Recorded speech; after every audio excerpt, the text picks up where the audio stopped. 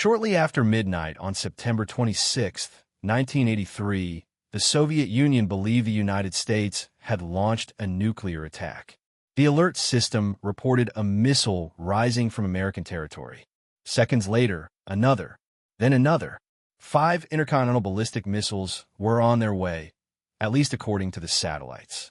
Inside a sealed bunker south of Moscow, in a command facility known as Serpukhov 15, Lieutenant Colonel Stanislav Petrov stared at a screen that now displayed the word no one ever wanted to see. Launch. The system responsible for the warning was called OKO, meaning eye. It was part of the Soviet Union's early warning network, designed to detect the infrared heat signatures produced by missile launches. Satellites positioned in highly elliptical orbits scanned the United States continuously, searching for sudden bursts of light consistent with rocket exhaust plumes. The purpose of OKO was simple in theory and terrifying in practice. Detect the beginning of nuclear war within seconds. Because seconds mattered. An American Minuteman III missile would take approximately 25 to 30 minutes to reach Soviet territory. Submarine-launched ballistic missiles could arrive even faster depending on positioning. Soviet leadership would not have hours to deliberate. They would have minutes. And in those minutes, they would have to decide whether to retaliate. Retaliation would mean thousands of warheads launched in response. Entire continents would burn. This was the doctrine of launch on warning. If incoming missiles were confirmed, the Soviet Union could launch its own before impact, ensuring that even if its silos were destroyed, the United States would still face devastation. It was a strategy built on speed, automation, and fear. In 1983, that fear was not abstract. Earlier that same month, Soviet air defenses had shot down Korean Airlines Flight 007 after it entered restricted airspace, killing 269 civilians. The international backlash was severe. The United States condemned the Soviet Union as reckless and brutal. President Ronald Reagan intensified his rhetoric against Moscow, previously calling it an evil empire. Trust between the superpowers was collapsing. Just weeks later, NATO would conduct Able Archer 83, a military exercise that Soviet intelligence would interpret as possible preparation for a real attack. The geopolitical climate was electric with suspicion. And then the satellites detected launches. Petrov's console showed a single missile first. That alone would have been enough to initiate emergency procedures. But the system escalated the alert level further when 4 additional launches were detected moments later. 5 missiles. The system rated its confidence as high. Bright red indicators flashed across the control board. Audible alarms echoed through the command room. Operators turned toward Petrov, awaiting his decision. Protocol required him to immediately report the attack up the chain of command. That report would move to Soviet leadership within minutes. From there, retaliation procedures could begin. Petrov was not the supreme commander. He was not a political leader. He was a mid-ranking officer on duty that night.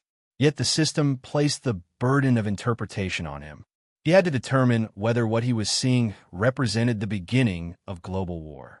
Several factors troubled him. First, 5 missiles did not align with expected American doctrine. A true first strike would likely involve hundreds of missiles launched simultaneously to cripple Soviet retaliation capability. A limited launch made little strategic sense. Second, ground-based radar stations had not yet confirmed incoming objects. Satellite detection was only the first layer of verification. Radar confirmation was essential before absolute certainty could be declared.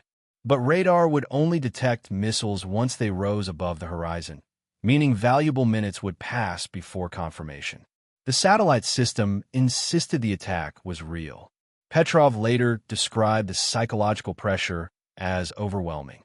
The system had been recently upgraded. Confidence in its reliability was officially high. To dismiss, it would mean challenging the integrity of Soviet technological investment and potentially disobeying strict protocol. If he reported the launch and it was false, he might contribute to escalation. If he failed to report a real attack, he would be responsible for catastrophic inaction. There was no safe decision. The bunker was quiet except for alarms and the low hum of electronics. Other officers looked to him. The clock moved relentlessly forward. Petrov made a decision that went against automation. He reported the alert as a malfunction. He refused to classify it as confirmed attack. He waited. Those minutes stretched into an eternity. If missiles were truly inbound, impact would soon confirm it beyond doubt. But no radar confirmation arrived. No explosions followed. No mushroom clouds rose on the horizon. The system had been deceived. Subsequent investigation determined that sunlight reflecting off high-altitude clouds had fooled the satellite sensors. The geometry of the orbit, combined with atmospheric conditions, created infrared signatures that resembled missile launches. The OCO system had misinterpreted natural phenomena as nuclear war. 5 Phantom missiles nearly triggered retaliation. The world would not learn about this incident until years later, after the Cold War ended and documents were declassified. At the time, the event was quietly reviewed within Soviet military channels. Petrov was not immediately celebrated. In fact, he was reportedly reprimanded for procedural irregularities in record-keeping. The Soviet system did not easily reward deviation for protocol, even when deviation prevented disaster. But history eventually recognized the magnitude of what had occurred. What makes this episode so unsettling is how thin the margin was. Early warning systems are designed to eliminate hesitation. Their purpose is to compress decision-making into narrow windows where speed ensures survival. Yet speed magnifies error. In a system calibrated for instant reaction, a false signal can become a self-fulfilling catastrophe. Petrov introduced doubt into a system that discouraged doubt, and that doubt became the safeguard. Consider the alternate scenario. Petrov reports the launches as confirmed attack. Soviet leadership, already primed by high tension and recent confrontation, faces immense pressure to respond quickly. Retaliatory missiles launch from silos across the Soviet Union. The United States detects those launches and interprets them as aggression. American response follows. Within an hour, nuclear detonations devastate cities across North America, Europe, and Asia, all triggered by reflected sunlight. This is not hypothetical drama. It is a plausible chain reaction inherent in launch-on-warning doctrine. The Cold War maintained peace through deterrence, the belief that neither side would initiate war because retaliation would be guaranteed. But deterrence assumes rational interpretation of accurate information. When information itself is flawed, rationality collapses. Petrov's decision highlights a central paradox of the nuclear age. The systems built to prevent surprise attack must operate with extreme sensitivity.